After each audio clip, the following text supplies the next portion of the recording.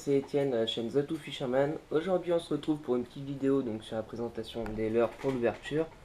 Donc c'est la suite à la vidéo de Maxence. Moi je vais vous présenter les leurres dures, Maxence vous avez présenté les leurres souples. Donc je vais vous montrer 5 leurres. On va commencer par les leurres de surface pour finir aux leurres pour prospecter les eaux un petit peu plus profondes. Juste avant je voulais vous dire, les carnassiers en sortie d'hiver, ils aiment bien les proies de grosse taille.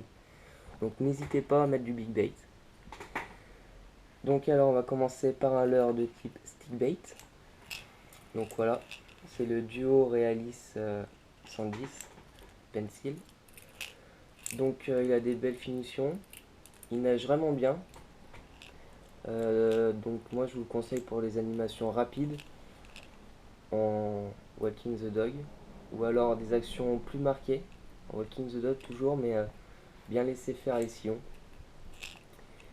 Donc quand les poissons sont plus postés sur les herbiers ou dans les zones peu profondes, ou alors s'ils chassent en surface, il ne faudra pas hésiter à le sortir. Donc il fait du bruit, hein. Il a les billes. Donc voilà, donc on va passer à un crank. Donc c'est le Grenade de chez Megabass. Donc il a des jolies finitions, hein, pareil. Il nage, il a une bonne nage. J'aime bien sa nage. Donc on peut le faire évoluer très bien en surface. Alors là, il va varier en fonction de la vitesse de récupération. Donc en surface, il va faire un gros sillon. Et si on l'anime plus rapidement, il va descendre au maximum sous les 40 cm à peu près sous la surface. Donc c'est pas un leurre qui fait du bruit. Il n'est pas trop bruiteur. Donc moi je vous le conseille pour prospecter les zones un peu pas trop profondes. Ou alors si les brochets sont en surface, hein, pareil que le stick bait, faut pas hésiter à le sortir. En plus il présente une bouchée vraiment intéressante pour les carnassiers. Il est vraiment imposant. Ils sont super bien. Et donc on peut atteindre des zones de lancer assez loin. Après, un autre leurre de type swimbait, c'est le Gendet Claw de chez Grandcraft. Les finitions, franchement, j'ai l'impression de tenir un vrai poisson. Il est vraiment bien. Il a une nage magnifique. Donc, il y en a deux types. Il y a le skinning et le floating. Moi, c'est un skinning. Donc, j'ai pris le skinning parce que on peut très bien le faire évoluer sous la surface ou directement en surface avec la canne haute.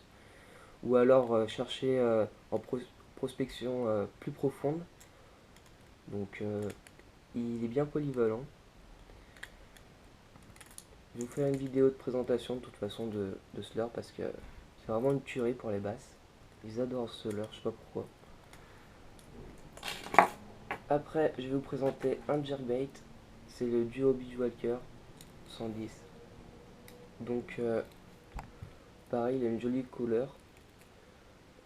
Couleur un peu flashy, moi j'aime bien. Quand les os sont teintés en l'ouverture en général, il peut se démarquer. Donc c'est un leurre coulant qui fait du bruit. Et donc moi ce que je vous conseille c'est de l'animer entre deux os, comme un peu un suspending, ou alors le laisser couler et l'animer sur le fond. Donc des animations rapides en faisant des pauses. Vous pouvez vraiment vous démarquer. Après je vais vous présenter un petit leurre. C'est le Duo Realis Vibration. Donc c'est un type lipless, il fait beaucoup de bruit. Il a une petite maracasse. Et donc moi je vous conseille de l'animer sur le fond en faisant des petites tirées, en petites remontées. Donc en linéaire. Ou alors si par exemple si vous avez une chasse de perche qui se déclenche juste à côté de vous, n'hésitez pas, vous le lancez. Vous laissez couler un tout petit peu dans la chasse et vous ramenez le plus vite possible. Donc il va attirer l'attention des perches, il met beaucoup de vibrations. Et même les brochets, je sais que j'en ai fait des brochets avec lui, il est vraiment pas mal.